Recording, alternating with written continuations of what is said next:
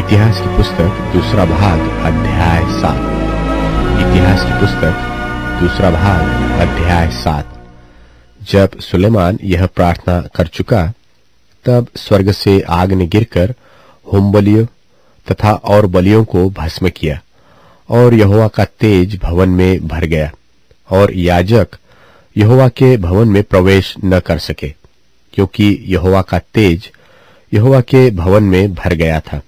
और जब आग गिरी और यहोवा का तेज भवन पर छा गया, तब सब इस्राएली देखते रहे और फर्श पर झुककर अपना अपना मुंह भूमि की ओर किए हुए दंडवत किया, और यूं कहकर यहोवा का धन्यवाद किया कि वह भला है, उसकी करुणा सदा की है।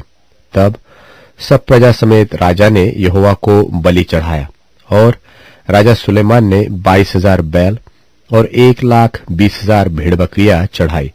यो पूरी प्रजा समेत राजा ने यहोवा के भवन की प्रतिष्ठा की, और याजक अपना अपना कार्य करने को खड़े रहे, और लेवीय भी यहोवा के गीत के गाने के लिए बाजे लिए हुए खड़े थे, जिन्हें दाऊद राजा ने यहोवा की सदा की करुणा के कारण उसका धन्यवाद करने को बनाकर उनके द्वारा स्तुति कराई थी। और इनके सामने याजक लोग तुरहिया बजाते रहे, और सब इस्राएली खड़े रहे।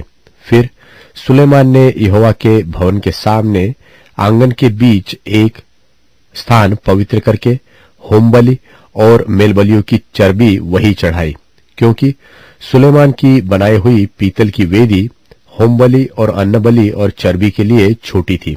उसी समय सुलेमान ने और उसके संग हमात की घाटी से लेकर मिस्र के नाले तक के सारे इस्राएल की एक बहुत बड़ी सभा ने 7 दिन तक पर्व को माना, और 8वें दिन को उन्होंने महासभा की। उन्होंने वेदी की प्रतिष्ठा 7 दिन की, और पर्वों को भी 7 दिन माना। निदान 7वें महीने के 23वें दिन को उसने प्रजा के लोगों को विदा किया कि वे अपने अपने डेरे को जाए, और वे उस भलाई के कारण जो यहोवा ने दाऊद और सुलेमान और अपनी प्रजा इस्राएल पर की थी आनंदित थे। यो सुलेमान यहोवा के भवन और राजभवन को बना चुका, और यहोवा के भवन में और अपने भवन में जो कुछ उसने बनाना चाहा, उसमें उसका मनोरथ पूरा हुआ। तब यहोवा ने रात में उसको दर्शन देकर उससे कहा, मैंने तेरी प्रार्थना सुनी और इस स्थान को यज्ञ के भवन के लिए अपनाया है।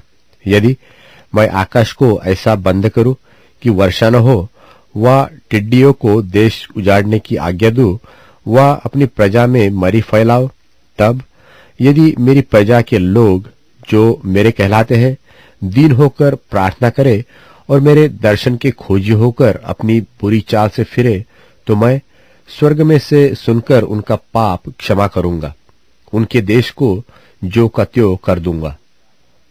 अब से जो प्रार्थना इस स्थान में की जाएगी, उस पर मेरी आंखें खुली और मेरे कान लगे रहेंगे। और अब मैंने इस भवन को अपनाया और पवित्र किया है कि मेरा नाम सदा के लिए इसमें बना रहे। मेरी आंखें और मेरा मन दोनों नित्य यही लगे रहेंगी। और यदि तू अपने पिता दाऊद की नाई अपने को मेरे सन्मुख जानकर चलता रहे और मेरी सब आज्ञाओं के अनुसार किया करे और मेरी विधियों और नियमों को मानता रहे, तो मैं तेरी राजगद्दी को स्थिर रखूंगा, जैसे कि मैंने तेरे पिता दाऊद के साथ वाचा बांधी थी कि तेरे कुल में इस्राएल पर प्रभुता करने वाला सदा बना रहेगा। परंतु यदि तुम लोग फिरो और मेरी विधियों और आज्ञाओं को जो मैंने तुमको दी है त्यागो और जाकर पराये देवताओं की उपासना करो और उन्हें दंडवत करो, तो मैं उनको अपने देश में से जो मैंने उनको दिया है जड़ से उखाड़ूंगा, और इस भवन को जो मैंने अपने नाम के लिए पवित्र किया है अपनी दृष्टि से दूर करूंगा, और ऐसा करूंगा कि देश देश के लोगों के बीच उसकी उपमा और नामधराई चलेगी। और यह भवन जो इतना विशाल है, उसके पास से आने जाने वाले चकित होकर पूछेंगे कि यहोवा ने इस देश और इस भवन से ऐसा क्यों किया है। तब लोग कहेंगे कि उन लोगों ने अपने पितरों के परमेश्वर यहोवा को, जो उनको मिस्र देश से निकाल लाया था, त्याग कर पराये देवताओं को ग्रहण किया और उन्हें दंडवत की और उनकी उपासना की। इस कारण उसने यह सब विपत्ति उन पर डाली है। यह